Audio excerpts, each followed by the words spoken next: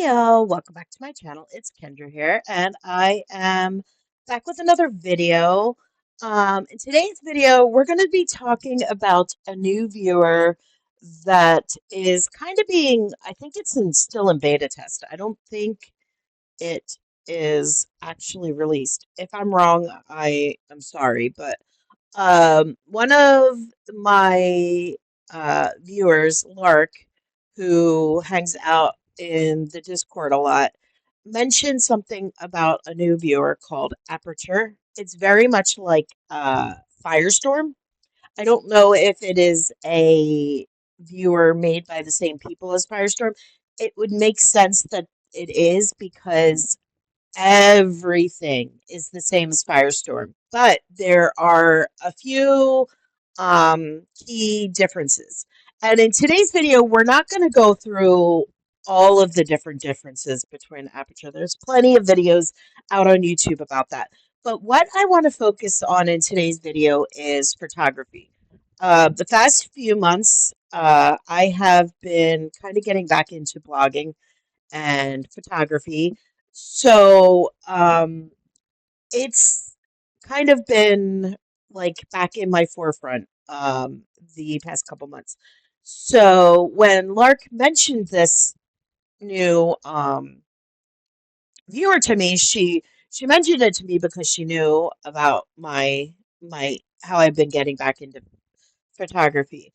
So as many of you know, Black Dragon has always been the for like professional photography, like Black Dragon has been a lot of people's go-to for taking photos because of so many different features that they have that other viewers don't have that are geared towards photography. Well, Aperture is pretty much the Black Dragon version of Firestorm because there are things in this viewer that are geared towards photography. So I have not been using Aperture for my regular everyday use of Second Life only because it is more of a lag on my computer. Other people have been saying that it's not a lag on their computer. So it kind of you kind of have to gauge it with your own computer. But certain areas get laggy. Definitely can't go shopping on this Aperture.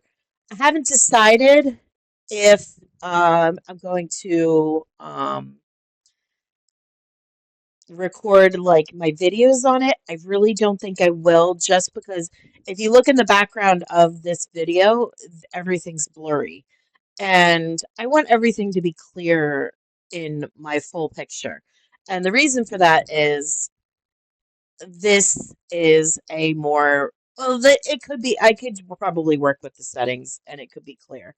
And like I said, this I've only been working with this for about a week now, this new viewer, and I tried it out like a couple times, and I've used it for all of the photography I've done this past week. I've used this viewer, and it's been fabulous with that.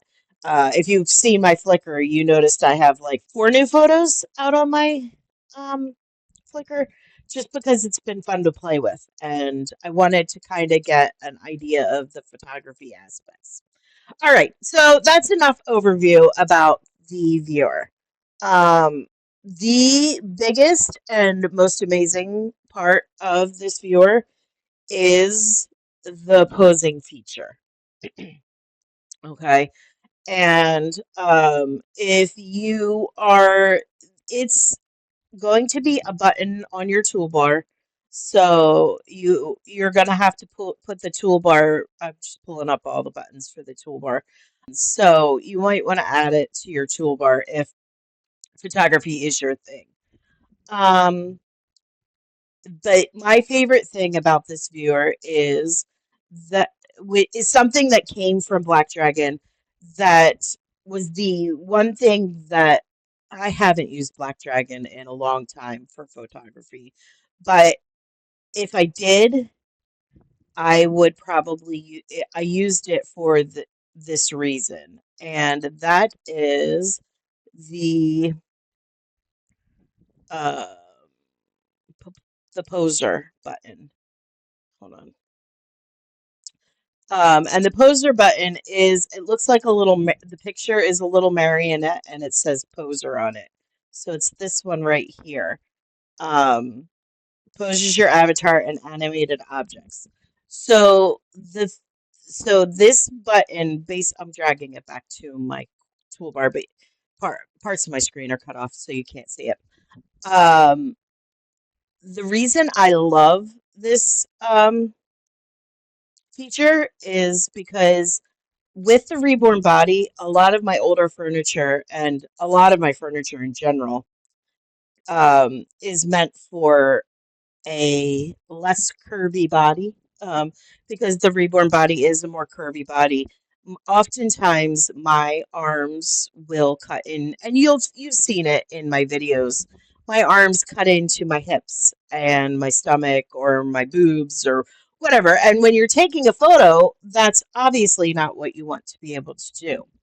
You want to happen. So this poser is fabulous. So let me open it up because the other thing I like about it, which is something that I like about it a whole heck of a lot more than the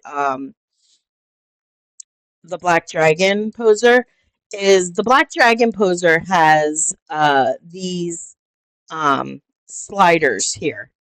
And so let's go to the body and we're going to click on the head. And they have these sliders. Black Dragon only has these sliders. So you slide the actually let me remove that for a second while you slide these back down and it poses your head. I mean, it can go in 180-degree rotation. Okay. And you can do it in all three directions, which is great. The other thing you can do is see this little blue dot in the middle of the circle. You can take that and you can grab it and you can position your head exactly the way you want it. But the part that I love is this with the arrows and the I just made my head like, oh, that's creepy. Um, is the like the spherical rotation. Um, you can do the rotation with this.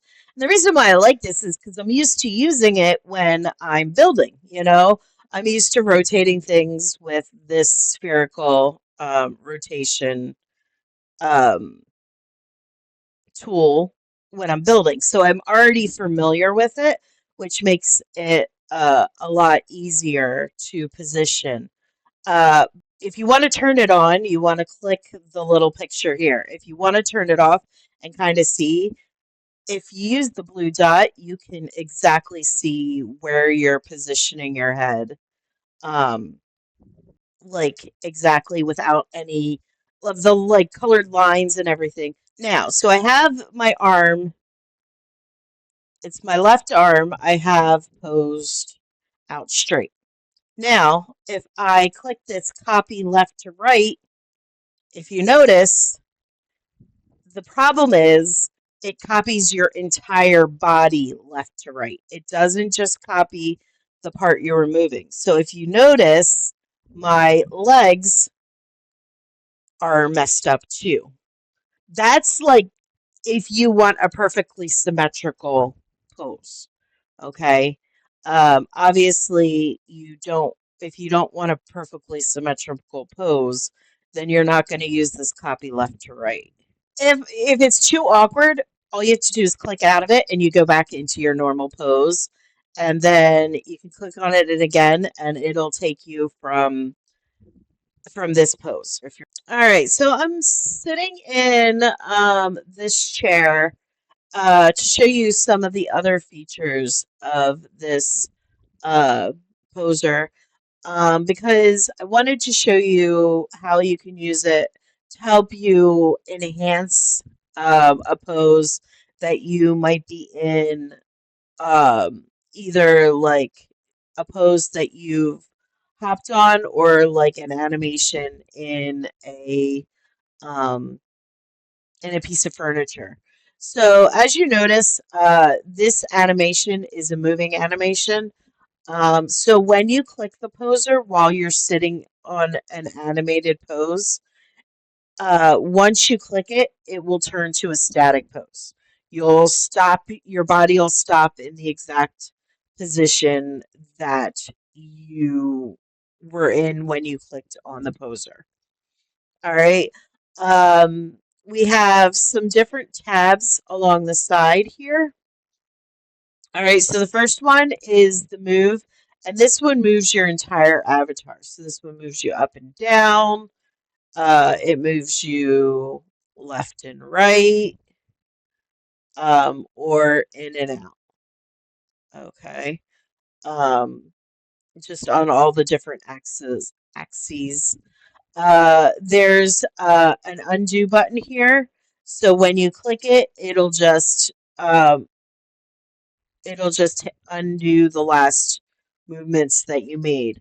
If you click out of a body part or a specific pose, not if you click out of the poser itself, but like if you're animating your arm, but then you click to your leg, that undo will no longer work for your arm. It'll only work for the poses that you've changed in your leg. So I'll show you. So first we're animating our head. All right, so I have my head that way and like this. I can click the undo button and I moved it twice. It'll undo those movements, those last two movements. So, but say I move my head like this and look up, and then I go and start moving my arm. I can no longer click that back button. So I can only use the undo button for my arm now. Okay, so that's just something to keep in mind when you're using the undo um, buttons. There's you can so the body basically is all your main body parts, so your head, your neck, your chest, torso, all of the different parts of your arms, all the way down to your wrist, and then all the parts of your legs, all the way down to your ankles. Then we have the face animator.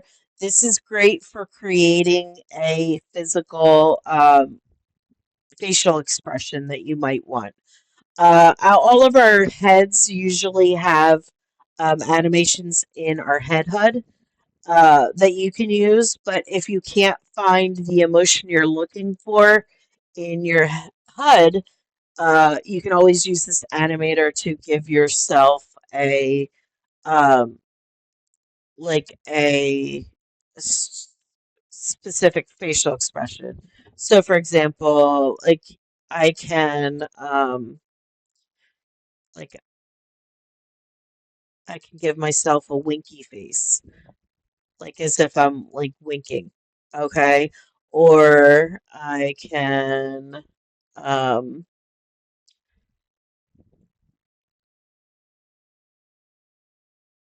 like if I want to do the jaw, I can, oh, that's quite,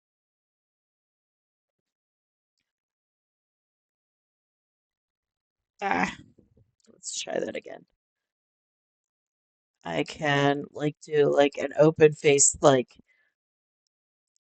surprised face or whatever. Like you can play with it to give yourself, um, like a facial expression that you want. All right, and then you can always do the undo button if you don't like it. But like I said, I can't undo the winky face, like the eye, um, if I don't want to. If you decide you don't want that, then you have to come completely come out of the pose. And you can do that in the model uh, tab. You can click stop posing and it'll go back to, it's basically like back to not using the poser at all. And then you click starting pose. It will keep you, it'll go back to the beginning and you start over from there. Physics is basically gravity. Um, so, for example, I'm going to use my boobs as an example, your left pec or your right pec. You click on that, you can defy gravity with your boobs if you want. And it also works with your belly and your bottom. And then, like I said, the model, it just tells you what model you're animating, and your settings is just your settings with the poser. So those are just some things to keep in mind with the poser. It's a fabulous tool, very user friendly, um, and it gives you a couple different options as to how you are actually animating the different body parts, whether you're using the the spherical tool or you're using that blue dot on the gray sphere, or you're just using the sliders. You can like it gives you a bunch of different options. So it really makes it user friendly for just about anybody who might want to tweak their poses a little bit. I don't know, but I don't think there is a way to save a pose in the poser.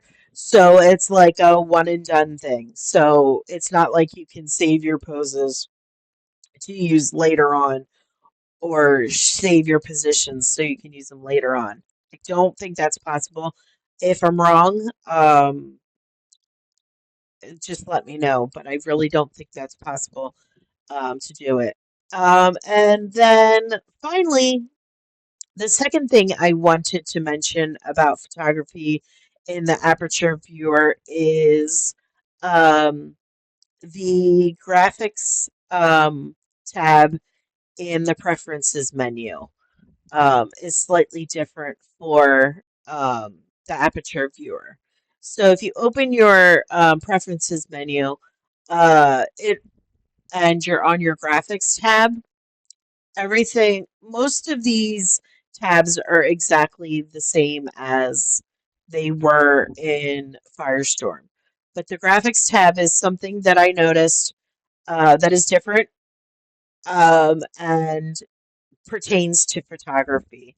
So I believe this graphics tab is geared more for photographers rather than, well, I mean, it can be for everyday use, but um, whereas the Firestorm graphics presets it was like a sliding bar and you went from low to high.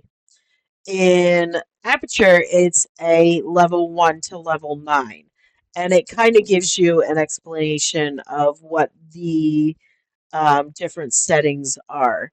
So I'm in right now ambient occlusion, which if you notice, the background is completely clear. Um, if I were like filming videos, this is the best.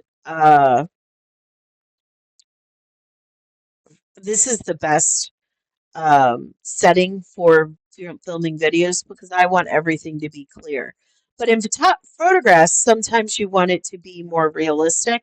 So there's like the depth of field, which blurs the background and kind of brings the focus to the subject in the center of the screen. And that's like a tool that photographers oftentimes use here in Second Life. Again, you still have, you can tweak your settings completely just like you were able to in Firestorm.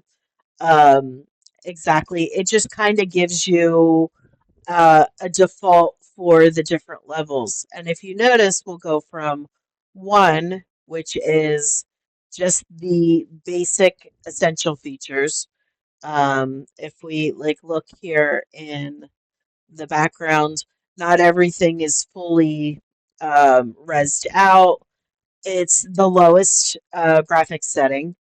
And then as you get more, um, like level two's just a little bit better.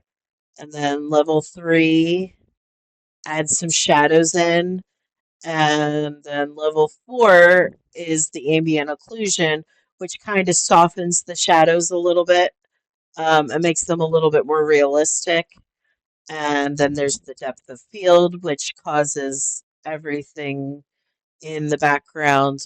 Like if you notice, now the focus is on the background, and so everything here in the foreground is blurry. So that's the depth of field, basically, and then it just gets like a little bit more clear, like a little bit more detailed with the graphics. And then level 7 brings in the mirrors, so it adds reflections to everything. And then there's eye candy without mirrors, which just kind of is a little bit. And then there's the eye candy. So these are like the highest settings, which also are going to use the most graphics that you're than anything else. So that was just something I wanted to bring to your attention just because it just seems like these graphics presets were designed with photography in mind, if that makes sense. So I just wanted to show you those, but that was really just like simple. Um, and I think that makes the photography again also very user friendly with this viewer and helps with people who are just starting out with photography. Kind of gives them a starting point to start learning the different ways and features with photography that you can have in Second Life. All right, so that's about all that I wanted to discuss in this video. Maybe the as time goes on and I get a little bit more experience with this viewer, I might do a part two if I find anything else that I feel like is worth mentioning and bringing to light. But like I said, I've only been using it for a week, and these are the things that I've noticed in the past week that are helpful for photographers. Feel free to ask any questions you may have in the comments down below. If you have any tips or cool features for Aperture that you know about that might be useful for photographers, feel free to leave those in the comments below as well. And maybe we can all learn something from the comments. Um, I am sorry that it's taken so long to get a video out to you guys. I think it's been like 3 weeks, almost 3 weeks since my last video, and I apologize about that. Lately, haven't been in the right mental space to be filming videos, so I'm hoping that I'm turning a corner with that, and I'm gonna be getting back into my videos because. Um, I really enjoy, you know how much I enjoy doing these little videos and YouTube and all that. Jazz and I will be starting Jazz from Jazzland and I will be starting up season 4 of the DDC in the near future. Pretty soon I'll be breaking down the vineyard. So, in the next couple days, I'll be doing that. So, if you haven't gotten over there, you have like a day or two to get over there. Um, remember, you need to join the group to be able to get on the land. That is linked in the Discord channel that I share with Jazz from Jazzland. So it's in the announcement section. It's a pinned comment in the announcement section in the Discord. You can get a link to the Discord in my link tree down below. So feel free to do that. I'm also going to specifically link my Flickr so you can kind of see the last 3 or 4 photos that I've taken this week, because that'll give you an idea of the photos that I was able to create using this viewer if you're interested. So I'll link that in the description down below as well. All right, so hopefully I won't be a stranger, and we'll be seeing you in a new video very soon. I hope you are having a fabulous day, whether it's um, this morning, afternoon, or evening, depending on when you're watching this. And I hope to see you in my next video. Take care, all. Bye.